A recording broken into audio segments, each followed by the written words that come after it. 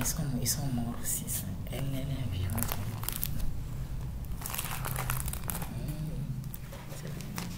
Tous ses enfants. Elle est décédée, l'enfant vivant. Elle est là. Elle est morte en 2003. Elle est morte 3 jours après cette photo. Et elle, c'est Hélène. Elles sont toutes décédées maintenant. Mais elle n'a même pas 10 kilos. Elle est en phase terminale de... Là, Véronique, elle avait 14 ans, mais elle est morte à 5 kilos.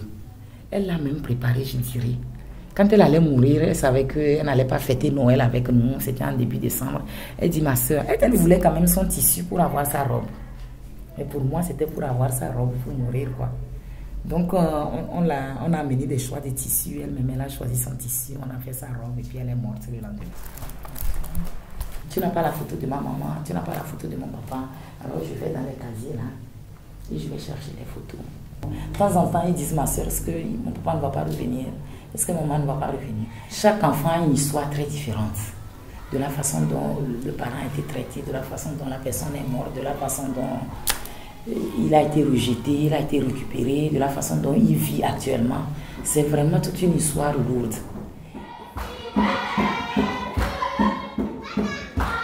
Sœur Marie-Stella Kwak, j'ai 43 ans.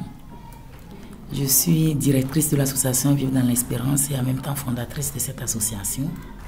Elle a été créée en 1998 et nous avons commencé tout de suite par prendre en charge des enfants et très vite les adultes en même temps. Donc nous suivons à peu près 1450 personnes vivant avec le VIH, dont 125 enfants malades.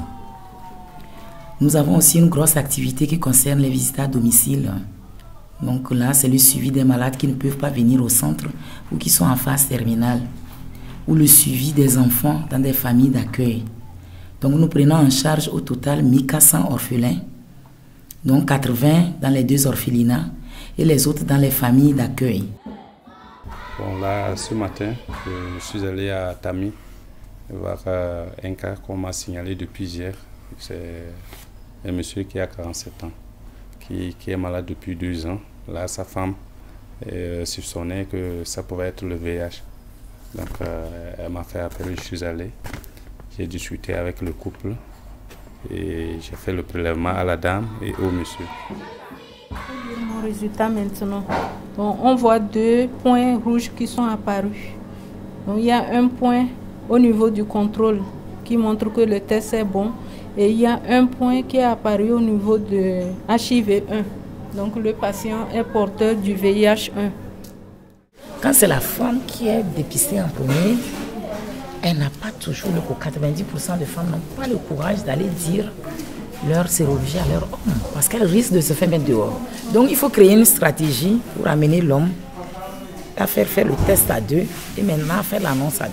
Le préservatif n'est pas bien utilisé en Afrique. C'est que l'homme ne laisse pas le temps qu'on explique. L'homme est le patron, je dirais, dans les rapports sexuels. La femme n'a rien à dire.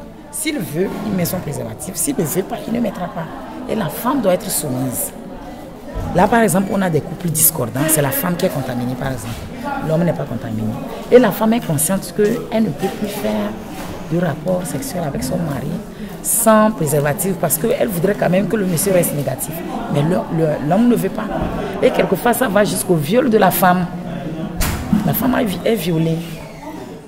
Parce que je suis une mère trop protectrice. Les gens disent que si tu veux courir la fille de la sœur, il vaut mieux lui donner déjà une grossesse parce que si tu dragues qu'elle le sait, elle va te créer des problèmes. Elle part avec les garçons, son travail est nul. Elle fera une femme soumise au foyer sans avoir rien appris. Alors quand c'est comme ça, on va en justice. Hein. Déjà, elle est mineure, elle est en apprentissage. Mais c'est pas évident. Hein. On est souvent à la police, à la gendarmerie. C'est comme ça qu'on m'appelle le commissaire. Ça peut aller? Ça va les enfants?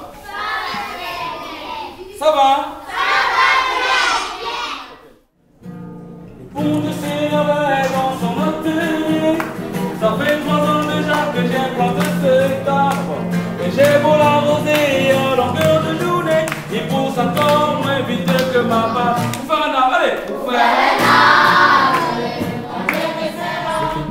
fait partie vraiment des premières filles qui a bénéficié de l'association, mais malheureusement qui n'a pas bénéficié des médicaments.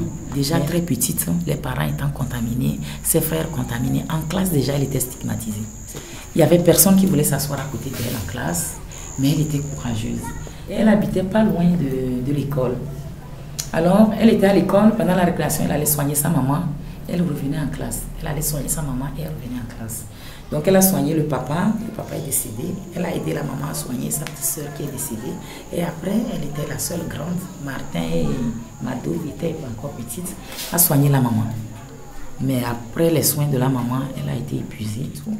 On l'a placée à l'internat ici, mais elle a succombé, quoi, 5-6 mois après qu'elle a succombé.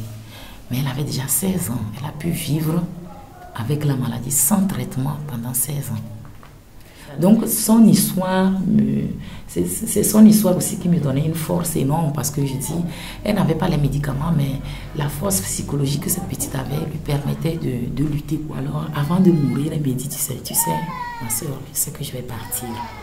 Je vais de là-haut, je vais prier pour que vous ayez des médicaments pour pouvoir soigner Madeleine le plus longtemps possible afin de permettre à Martin d'avoir le goût de la vie parce que c'est la seule personne qui lui reste.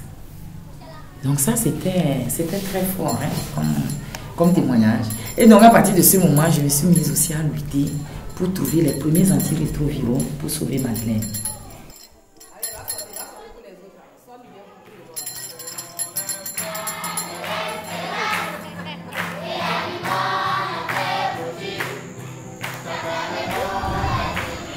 J'aime bien dire que je suis la maman la plus heureuse du monde parce que j'ai plus de 1400 enfants. Alors pour moi, c'est une grande joie. Tous les enfants sont mes enfants, c'est ça. Et maintenant, j'ai des petits-enfants. Donc j'ai 23 petits-enfants déjà.